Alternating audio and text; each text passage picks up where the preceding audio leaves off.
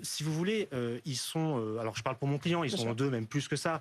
Ils sont dans un état qui est tout à fait, dramatique pour la simple et bonne raison qu'ils ont perdu un ami. Ça, c'est très important de le dire parce qu'en dehors de ce qu'on voit dans les vidéos et même si ça peut choquer de parler d'amis au regard de ce qu'on voit, ce sont des gens qui étaient tout le temps ensemble en dehors de ces streams-là. Concernant la réflexion qu'ils ont par Mmh. rapport à ce qu'ils ont fait et à l'impact que ça peut avoir Sur les au jeunes. regard et sur les jeunes notamment, puisqu'effectivement, parmi ces 130 000 viewers, 200 000, il y a beaucoup de jeunes, même si j'ai bien sûr pas les statistiques.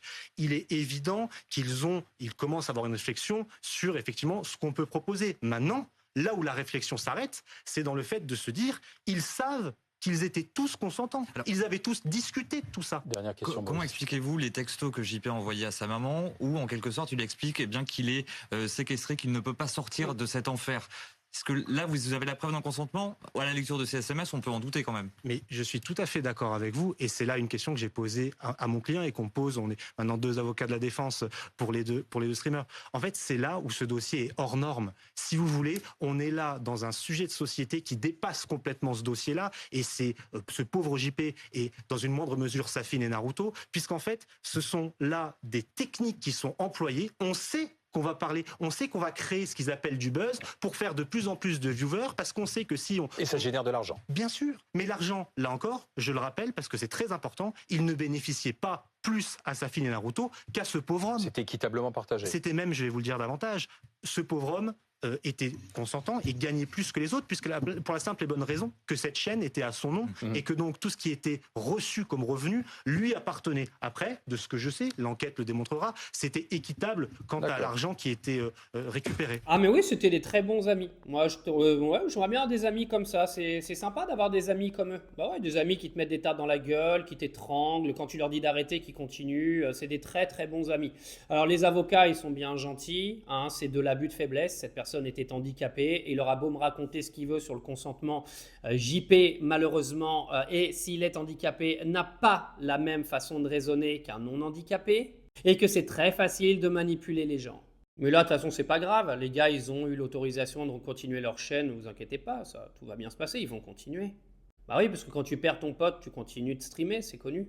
Ah oui, il y a également l'autopsie de la mort de JP qui a été faite. Apparemment, voilà, ce ne serait pas lié à des coups, etc. Et que ce serait une mort naturelle, enfin, suite à je sais quelle connerie. Donc en fait, tout ce qu'il a subi avant n'a absolument eu aucun impact sur son état de santé, non naturellement, puisque l'autopsie a dit qu'il n'était pas mort d'un coup, d'un truc comme ça. Donc ça veut dire que tout ce qu'ils lui ont mis dans la gueule avant, ça n'a absolument pas eu de conséquences sur son état de santé. Ben non, pas du tout, voyons.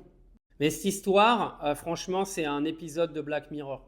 En fait, il y a quand même, il a dit quoi, 130 000, 150 000 viewers qui regardaient ça tout le temps, qui n'ont jamais eu l'idée de signaler.